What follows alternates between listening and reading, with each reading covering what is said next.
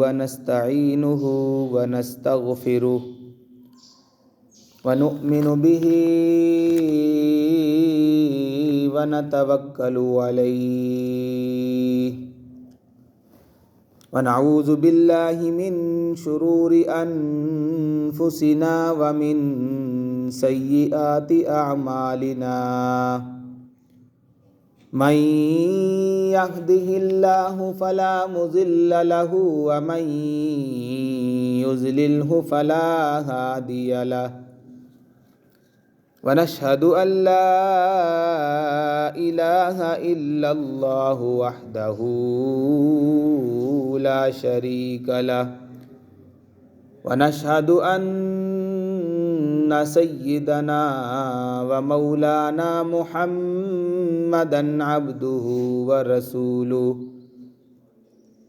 أما بعد فأعوذ بالله من الشيطان الرجيم بسم الله الرحمن الرحيم قال الله تبارك وتعالى في الكلام المجيد والفرقان الحميد من عمل صالحا من ذكر أو أنثى وهو مؤمن فلنحيينه حياة طيبة وقال الله تبارك وتعالى في مقام آخر يا أيها النبي لستن كأحد من النساء إن اتقيتن فلا تخزعن بالقول وقال الله تبارك وتعالى في مقام آخر النبي أولى بالمؤمنين من أنفسهم وأزواجه أمهاتهم صدق الله العظيم وصدق رسوله النبي الكريم الأمين ونحن على ذلك لمن الشاهدين والشاكرين والحمد لله رب العالمين اللهم صل على سيدنا ومولانا محمد وعلى آل سيدنا ومولانا محمد وبارك وسلم وصلوا عليه سبحان ربك رب العزة عما يصفون وسلام على المرسلين والحمد لله رب العالمين یا الہی تو ہمیں عامل قرآن کر دے پھر مسلمان کو نئے سرے سے مسلمان کر دے۔ میرے انتہائی واجب الاحترام قابل صد احترام بھائیوں، دوستوں، بزرگوں، رمضان المبارک کا دوسرا عظیم الشان جمعۃ المبارک اور رمضان کی آج 9 تاریخ ہو چکی ہے۔ اللہ رب العزت نے ہمیں 9 روزے رکھنے کی توفیق عطا فرمائی، خیر و عافیت کے ساتھ ہم ان ایام کو گزار رہے ہیں، معاملات چل رہے ہیں، معمولات چل رہے ہیں، ترتیبیں بن رہی ہیں، نمازیں پڑھی جا رہی ہیں، تراویحیں ہو رہی ہیں، قرآن کی تلاوت جاری ہے، وظائف پڑھے جا رہے ہیں، صدقات و خیرات سخاوت اللہ کے راستے میں ہو رہی ہیں۔ یہ سب کی سب اللہ نے جو ہمیں رمضان کی نعمت عطا فرمائی ہے، یہ اسی کے بدولت سب کچھ ہو رہا ہے۔ اللہ رب العزت نے یہ عظیم الشان شہر عظیم بہترین اور مقدس مہینہ ہمیں اس لیے عطا فرمایا کہ میرے بندے سابقہ گناہوں سے توبہ کر لیں گے، معافیاں مانگ لیں گے، مجھے منا لیں گے، اور میں ان کو معاف کر کے اپنی رحمت کا قلم پھیر کر ان کے گناہوں کو معاف کر کے مغفرت کا فیصلہ فرما دوں گا۔ اللہ رب العزت بہانے بہانے پر معاف کرنے کو تیار ہیں۔ اتنا تو ماں اپنے بچے سے پیار نہیں کرتی جتنا اللہ اپنے بندے سے پیار فرماتے ہیں۔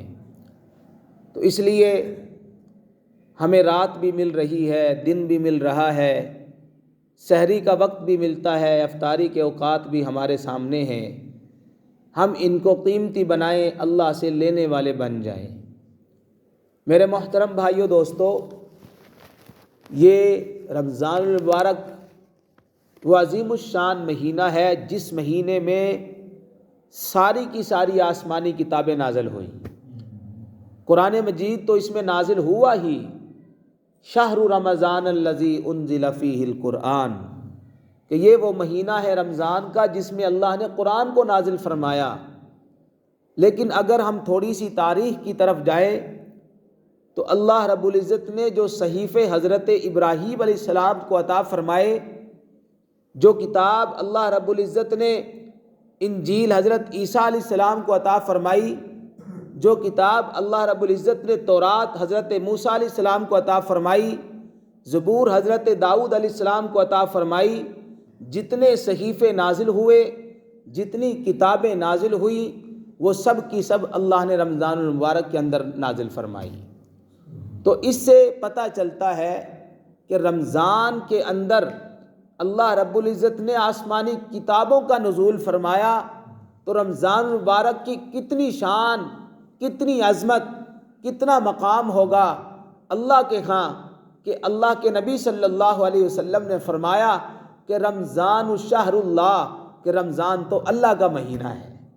تو اس میں اللہ رب العزت نے کس قدر اس مہینے کو عظمت عطا فرمائی، جہاں بہت سارے اور واقعات اس مہینے میں رونما ہوئے، جیسے جنگ بدر 17 رمضان المبارک کو پیش آیا واقعہ، حضرت عائشہ صدیقہ رضی اللہ تعالی عنہ کی وفات 21 رمضان المبارک کو ہوئی، اور اسی طرح حضرت سیدہ فاطمہ الزہرا رضی اللہ تعالی عنہ کی وفات 3 رمضان کو ہوئی۔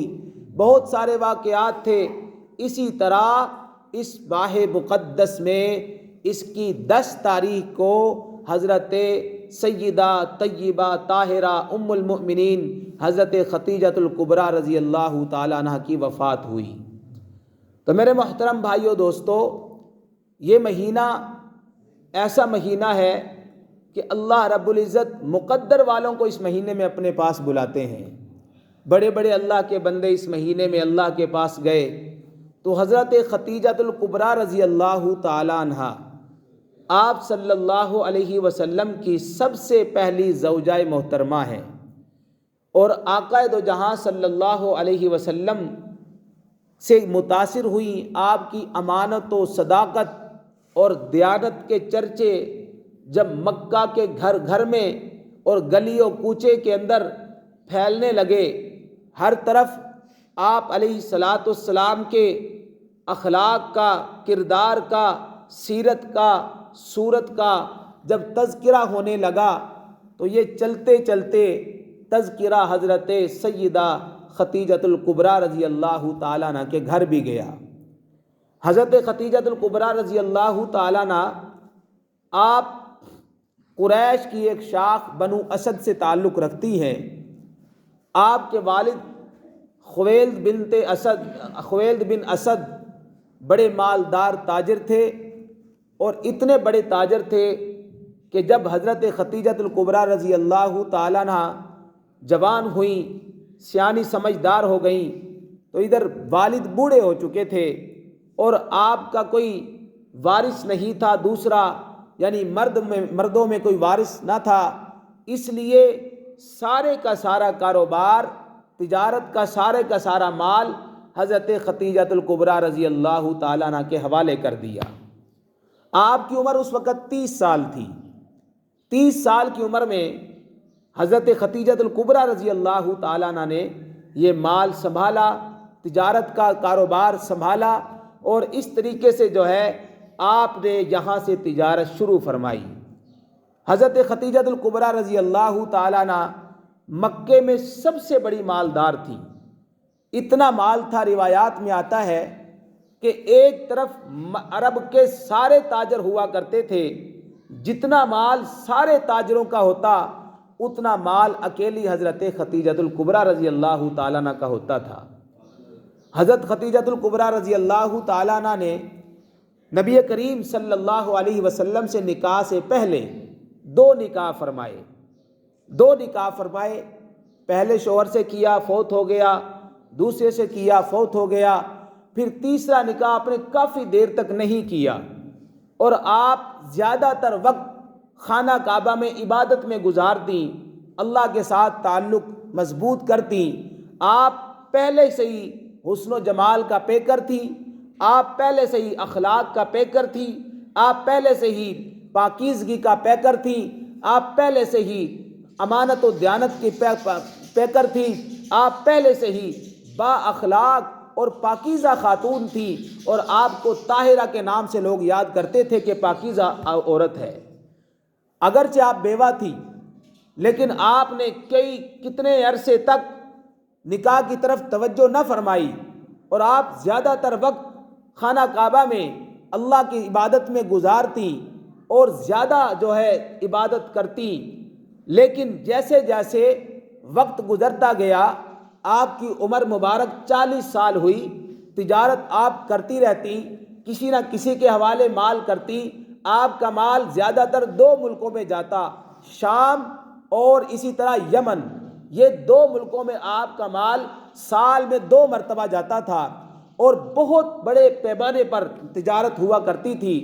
جس کے حوالے مال کرتی ان سے اس کی اجرت طے کر لیتی تھی کہ اتنی اجرت اس کے عوض تجھے ملے گی واپس آ کر، تو اس کو اتنی اجرت دی جاتی تھی۔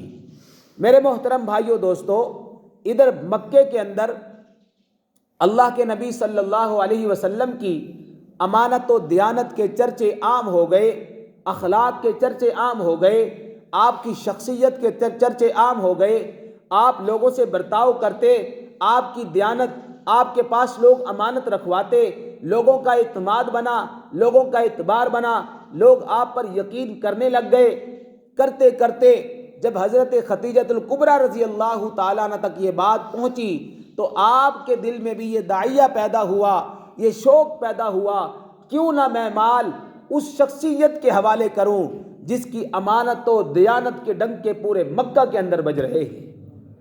تو حضرت خدیجۃ الکبریٰ رضی اللہ تعالیٰ عنہ نے پیغام بھیجا کہ مال تجارت کو لے کر جانا ہے شام کی طرف، اور اتنی اجرت جتنی عام بندوں کو دی جاتی ہے اس سے دگنی اجرت میں آپ کو دوں گی، لہٰذا آپ میرا یہ کام کیجئے اور جو ہے آپ میرا مال لے کر جائیے۔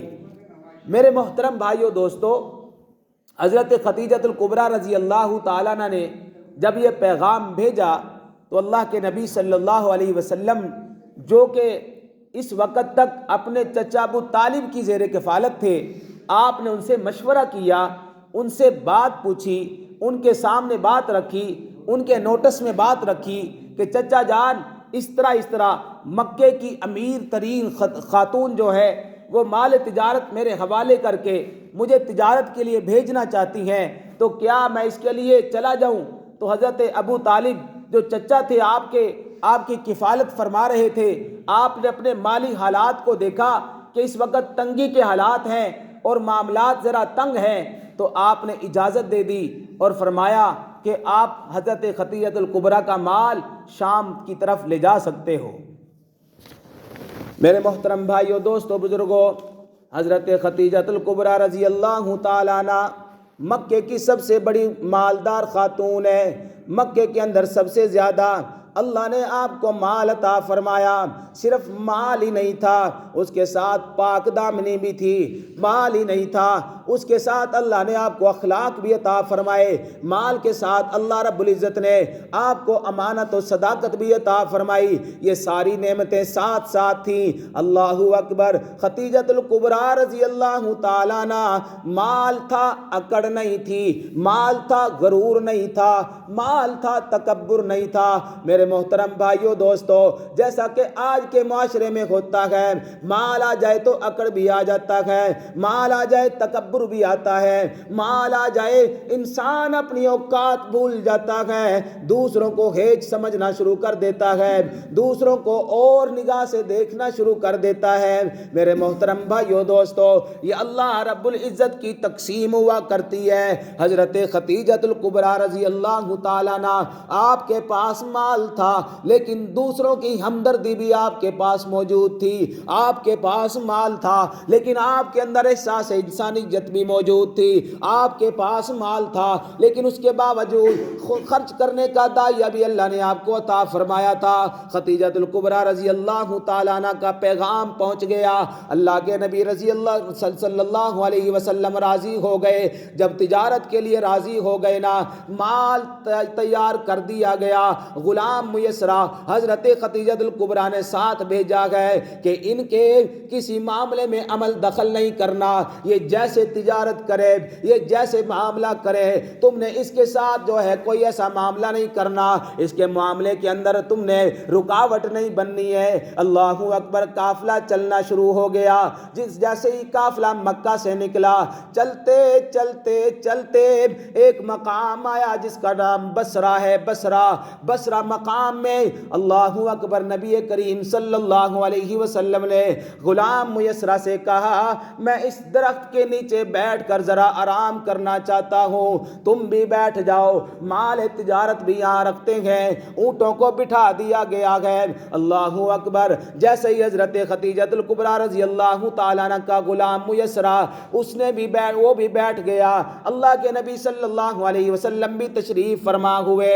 اتنے میں ایک بندہ اپنے صومعہ سے گرجے سے نمودار ہوا، کتابوں میں اس کا نام نستورہ راہب لکھا ہوا ہے۔ وہ آتا ہے عبادت چھوڑ کر، وہ آتا ہے اپنی ریاضت چھوڑ کر، وہ آتا ہے اپنے سارے کام چھوڑ کر، اور متوجہ ہو جاتا ہے اس شخصیت کی طرف جو درخت کے نیچے بیٹھی ہوئی ہے۔ اللہ اکبر اللہ۔ وہ آ کر نستورہ، وہ آ کر غلام میسرہ سے سوالات شروع کر دیتا ہے اور آ کر پوچھتا ہے، یہ شخص کون ہے؟ اللہ اکبر۔ غلام میسرہ کہنے لگا، یہ قریش میں سے ایک ہستی ہے۔ اس نے کہا، یہ قریش میں سے ہے لیکن میں دیکھتا ہوں اس کی آنکھوں کے اندر جو سرخی ہے وہ مجھے نظر آ رہی ہے۔ تو غلام میسرہ کہنے لگا، ہاں اس کی سرخی کبھی سے جدا نہیں ہوتی ہے۔ اللہ اکبر۔ نستورہ راہب کہنے لگا، میں نے تو اپنا علم پڑھا ہے، میں نے تو کتابیں پڑھی ہیں،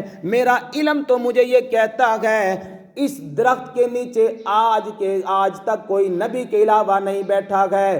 مجھے بھی ایسا ہی لگتا ہے، ہوا وہو النبی وہو آخر الانبیاء، یہ اس کے جملے ہیں۔ کہنے لگا، ہاں میرا علم مجھے بتاتا ہے، میری کتابیں مجھے بتاتی ہیں کہ یہ نبی ہی ہو سکتا ہے اور کوئی نہیں ہو سکتا ہے۔ اللہ اکبر۔ اب غلام میسرہ تو یہ سارا دیکھ رہا تھا، نوٹ کر رہا تھا، اگرچہ وہ بیچ میں کوئی رکاوٹ نہیں ڈال رہا، کوئی معاملے میں خلل نہیں ڈال رہا، لیکن نوٹ کر رہا تھا ساری چیزیں۔ یہاں سے گواہی پڑ گئی کہ یہ تو آخر الانبیاء ہے۔ یہاں سے معاملہ بن گیا، غلام میسرہ کے نوٹس میں آ گئی بات کہ یہ عام ہستی نہیں ہے جس کے ساتھ میں تجارت کے لیے جا رہا ہوں، جس کے لیے حضرت خدیجہ نے اصرار کیا، مال تجارت ان کے حوالے کیا۔ اللہ اکبر۔ جب شام پہنچ گئے، اب معاملہ لین دین والا آ گیا۔ لوگ قسمیں کھاتے ہیں، لوگ کہتے ہیں میں نے اتنے کی خریدی، اتنے کی بیچنا چاہتا ہوں۔ اللہ اکبر۔ دوران خرید و فروخت ایک بندہ آیا، اللہ کے نبی صلی اللہ علیہ وسلم سے بھاؤ تاؤ کر رہا ہے۔ اللہ کے نبی صلی اللہ علیہ وسلم نے بتایا یہ چیز اتنے کی ہے، یہ چیز اتنے کی ہے، یہ اتنے کی ہے۔ اللہ اکبر، وہ کہنے لگا قسم کھا کے بتا، لات منات عزا کی قسم کھا کے بتا، کیا یہ چیز اتنے کی ہے، اتنے کی ہے؟ تو غلام میسرہ نوٹ کر رہا ہے معاملے کرنے کو، نوٹ کر رہا ہے باتیں کرنے کو، نوٹ کر رہا ہے سارے معاملے کو، بولتا نہیں، رکاوٹ نہیں بنتا، خلل نہیں ڈالتا۔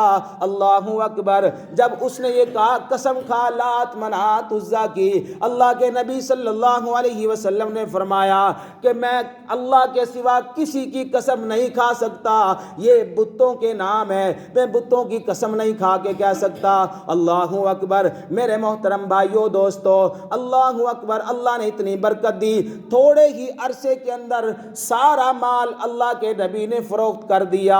اللہ اکبر، یہاں سے واپسی ہو رہی ہے شام سے، جب واپسی ہوئی دوران سفر حضرت یہ غلام میسرہ جو ہے نا یہ نوٹ کرتا رہا، جب بھی اللہ کے نبی صلی اللہ علیہ وسلم دھوپ کے اندر چلتے ہیں نا، سورج کی طرف سے جب روشنی پڑتی ہے نا، فوراً اللہ کے نبی صلی اللہ علیہ وسلم کے چہرہ انور کے اوپر، سر انور کے اوپر بادل سایہ کر دیتے ہیں، دو فرشتے آتے ہیں بادل لے کر سایہ کر دیتے ہیں۔ اللہ اکبر، غلام میسرہ نوٹ کرتا جا رہا ہے، جس دن مکے کے اندر انٹری تھی، مکے کے اندر داخلہ تھا، اللہ اکبر، حضرت خدیجہ الکبریٰ رضی اللہ تعالیٰ عنہ اپنے جو ہے نا بالان کے اوپر، چوبارے کے اوپر، چھت کے اوپر کھڑی ہو گئی، اپنی سہیلیوں کو بھی کھڑا کر لیا اور کہا کہ اس ہستی کے آنے کے منظر کو آج ہم نے دیکھنا ہے، جس کو اللہ نے برکتیں دی ہیں، جس کو اللہ نے نفع ہی نفع دیے ہیں۔ اللہ اکبر، حضرت خدیجہ فرماتی ہیں رضی اللہ تعالیٰ عنہ، دور سے جب قافلہ چلتا ہوا آیا، گرد و غبار اڑتی ہوئی نظر آئی، کہتی ہے کہ میں نے دیکھا اپنی آنکھوں سے اللہ کے نبی صلی اللہ علیہ وسلم کے سر انور پر بادلوں نے سایہ کیا ہوا تھا۔ یہ سارے نوٹ کر رہی ہیں۔ جب گھر میں آئے تو مال کا حساب لگایا تو پہلے سے زیادہ ڈبل نفع اللہ نے دیا اس مال میں، جو خود منبع برکت ہو، اللہ اس میں برکت کیوں نہ ڈالتے؟ حضرت خدیجہ الکبریٰ رضی اللہ تعالیٰ عنہ، آپ نے دیکھا شرائط کے مطابق دگنا نفع اللہ کے نبی صلی اللہ علیہ وسلم کو دگنی اجرت عطا فرمائی۔ نبی کریم صلی اللہ علیہ وسلم یہ اجرت لے کر گھر میں تشریف لے گئے۔ اب حضرت خدیجہ الکبریٰ رضی اللہ تعالیٰ عنہ غلام میسرہ نے ساری کہانیاں بتا دیں۔ حضرت خدیجہ نے خود آنے کے منظر کو نوٹ کر لیا۔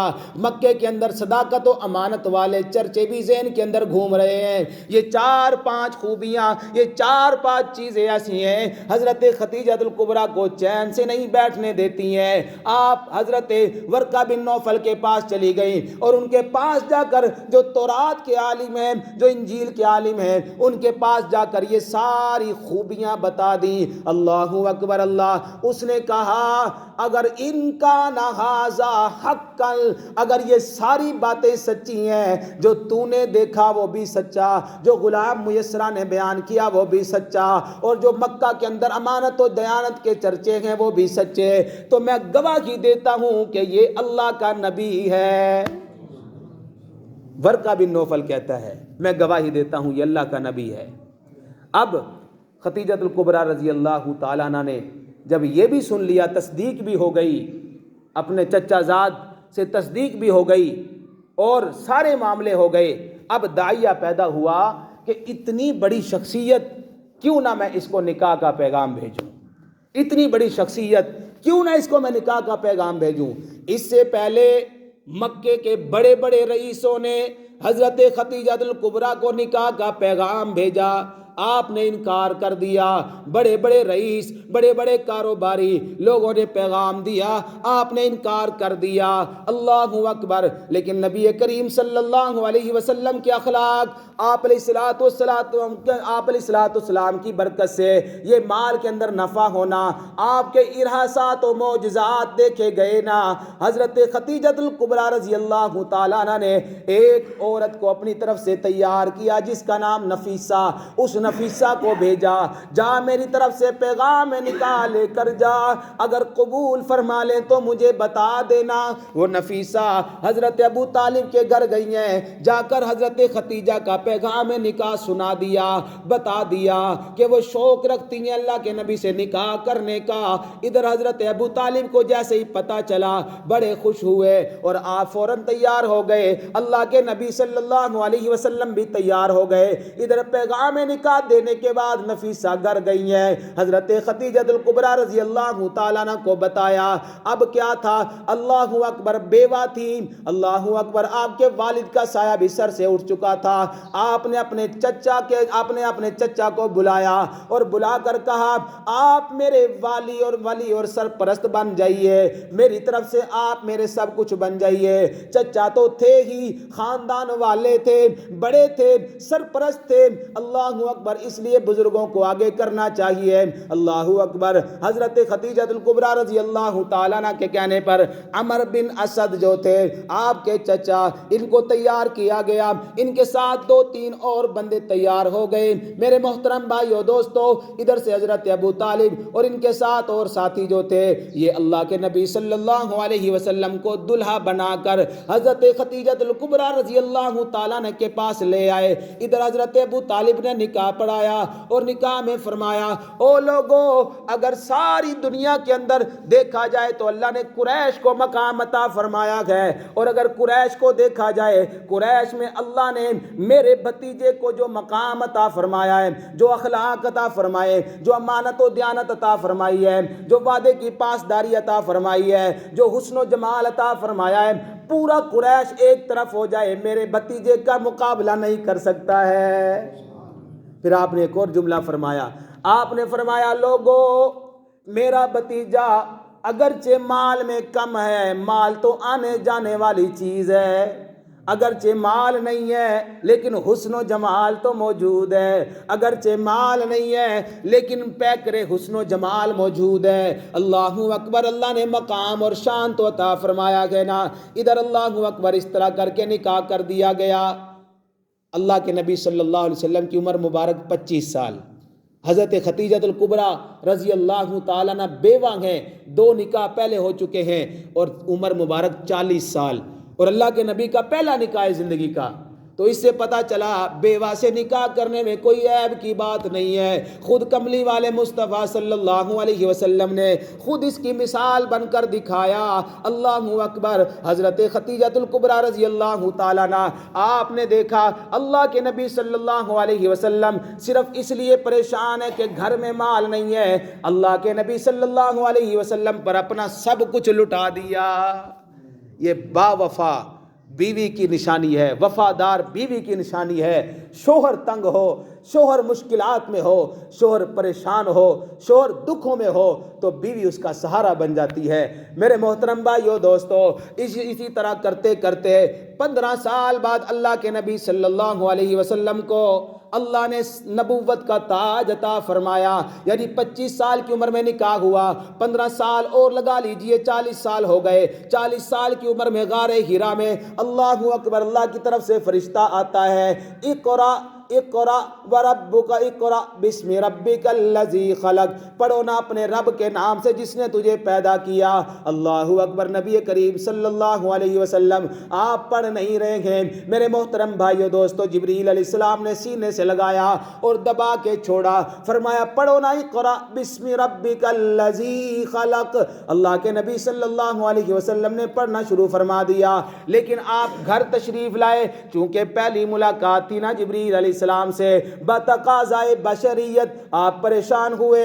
اللہ اکبر۔ جیسے ہی گھر میں داخل ہوئے، آپ نے اپنی بیوی زوجہ طیبہ طاہرہ ختیجہ الکبریٰ رضی اللہ تعالیٰ عنہ سے فرمایا، زملونی زملونی، اے میری پیاری بیوی مجھے کمبل لا کے دے دینا، مجھے چادر لا کے دے دینا، مجھے سردی لگ رہی ہے، ایسے لگتا ہے جیسے بخار ہو گیا ہے۔ اللہ کے نبی صلی اللہ علیہ وسلم نے جب یہ جملے ارشاد فرمایا فرمائے تو وہ بیوی جو اللہ نے آپ کو عطا فرمائی ہے آگے سے مایوس نہیں ہوتی ہے، گھبرا نہیں جاتی ہے، پریشان نہیں ہو جاتی ہے، بلکہ فرماتی ہیں انک لتصل الرحم وتقل القلب، کہ اے اللہ کے نبی صلی اللہ علیہ وسلم آپ پریشان کیوں ہوتے ہیں؟ آپ تو لوگوں کے ساتھ صلہ رحمی کرنے والے ہیں، آپ پریشان کیوں ہوتے ہیں؟ آپ تو لوگوں کے بوجھ اٹھانے والے ہیں، آپ پریشان کیوں ہوتے ہیں؟ آپ تو دکھوں کے ماروں کے دکھوں کے کام آتے ہیں،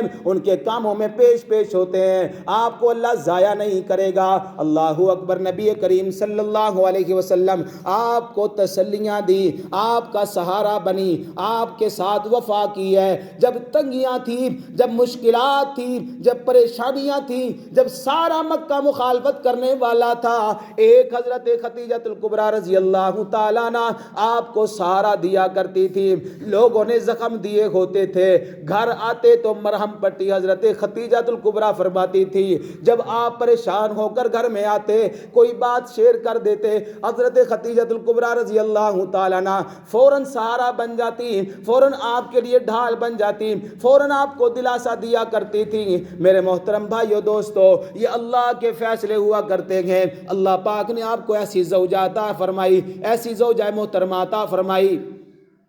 ایک دن نبی کریم صلی اللہ علیہ وسلم اپنی بیوی حضرت عائشہ صدیقہ رضی اللہ تعالیٰ عنہ کے ساتھ بیٹھے گا، باتیں فرما رہے ہیں۔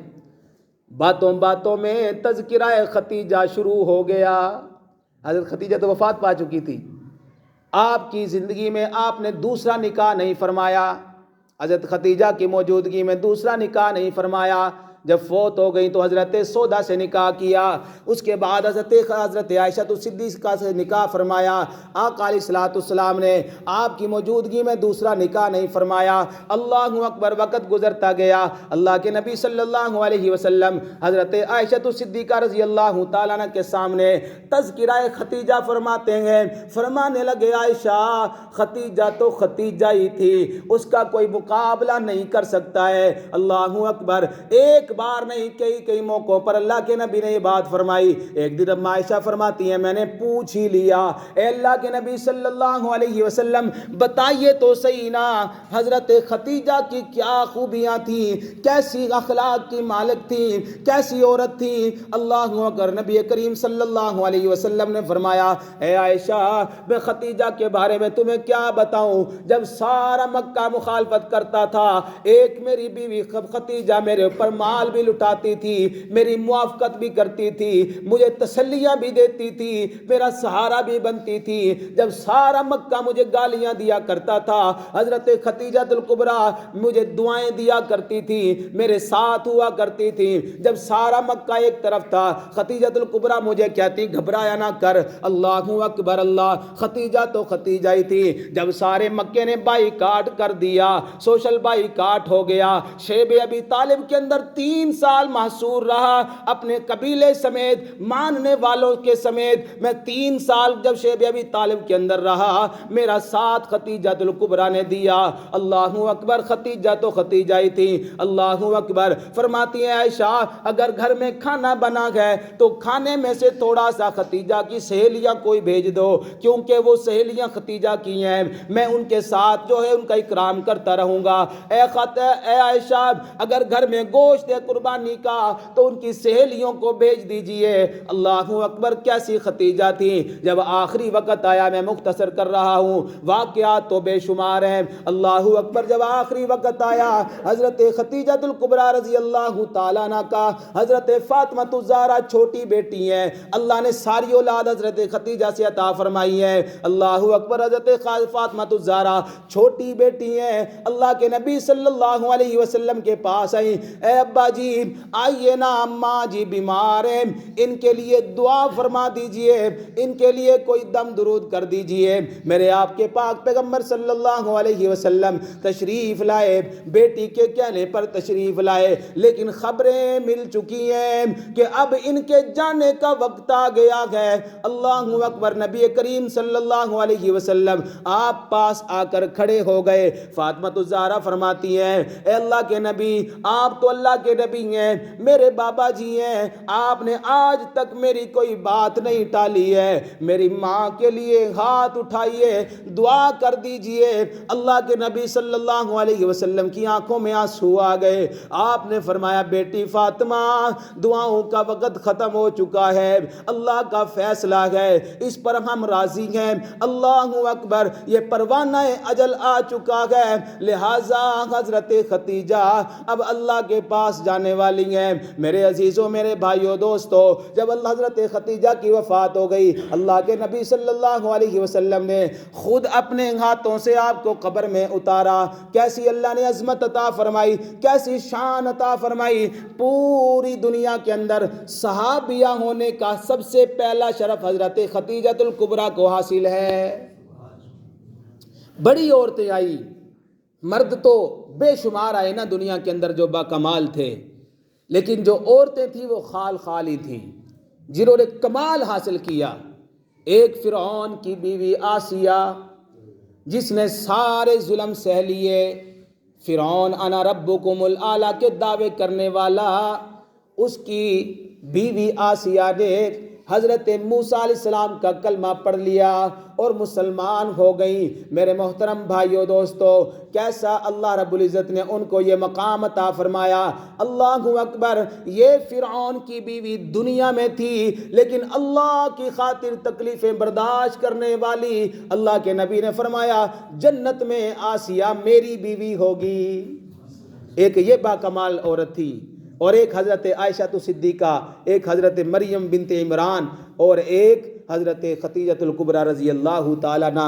رمضان مبارک کی 10 تاریخ تھی، حضرت ختیجہ الکبریٰ رضی اللہ تعالیٰ عنہ دنیا سے تشریف لے گئی۔ اور یہ زوجہ جن کے احسان اللہ کے نبی صلی اللہ علیہ وسلم پر بے شمار، ایک دن نبی کریم صلی اللہ علیہ وسلم تشریف فرما ہے، اچانک جبریل علیہ السلام تشریف لائے، اور منظر یہ ہے حضرت ختیجہ الکبریٰ رضی اللہ تعالیٰ عنہ نے پیالہ پکڑا ہوا ہے، بیچ میں کھانا ہے، اور کھانا حضور علیہ السلام کے لیے لے کر آ رہی ہیں گھر میں، جیسے عام طور پر بیویاں لے کر آتی ہیں، کھانا لے کر آ رہی ہیں۔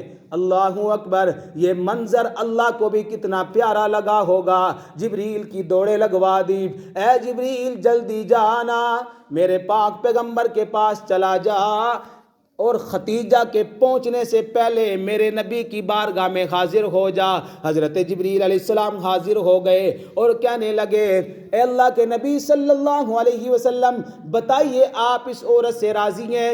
آپ نے فرمایا ہاں ہاں میں تو ختیجہ سے راضی ہوں۔ اللہ اکبر، جبریل علیہ السلام فرمانے لگے اے اللہ کے نبی صلی اللہ علیہ وسلم، پھر سن لیجئے میں بھی اس سے راضی ہوں، عرش والا رب بھی اس سے راضی ہے، میں بھی راضی ہوں، عرش والا رب بھی اس سے راضی ہے۔ اور اللہ کے نبی صلی اللہ علیہ وسلم سن لیجئے، حضرت ختیجہ کو میرا بھی سلام ہے، اللہ کا بھی سلام ہے۔ اور سن لیجئے اللہ کے نبی صلی اللہ علیہ وسلم، اللہ نے فرمایا ہے اے نبی جی ختیجہ کو بتا دو اللہ نے جنت میں ختیجہ کے لیے موتیوں والا محل تیار فرما دیا ہے۔ یہ وہ عورت تھی عظیم خاتون کہ جنہوں نے وفا کی اپنے شوہر کے ساتھ، تاجدار کے ساتھ، ختم نبوت کا سہرا سجانے والے کے ساتھ وفا کی، دکھوں میں وفا کی، سکھوں میں وفا کی، تکلیفوں میں وفا کی، ساتھ دیا۔ اللہ کے نبی صلی اللہ علیہ وسلم نے وفا یہ کی کہ آپ نے ان کے جانے کے بعد بھی ان کے تذکروں کو زندہ رکھا۔ حضرت ختیجہ الکبریٰ رضی اللہ تعالیٰ عنہ 10 رمضان مبارک کو وفات ہوئی اور ہمیشہ کے لیے اس دنیا فانی کو چھوڑ کر راہ آخرت بن گئی اور اللہ کے پاس چلی گئی۔ اللہ رب العزت ہم سب کو ان کے گزرے ہوئے اور چھوڑے ہوئے طریقوں پر عمل کرنے کی توفیق عطا فرمائے، ان کی سیرت کو پڑھنے کی توفیق عطا فرمائے، ان کے واقعات سے سبق حاصل کرنے کی توفیق عطا فرمائے۔ وآخر دعوانا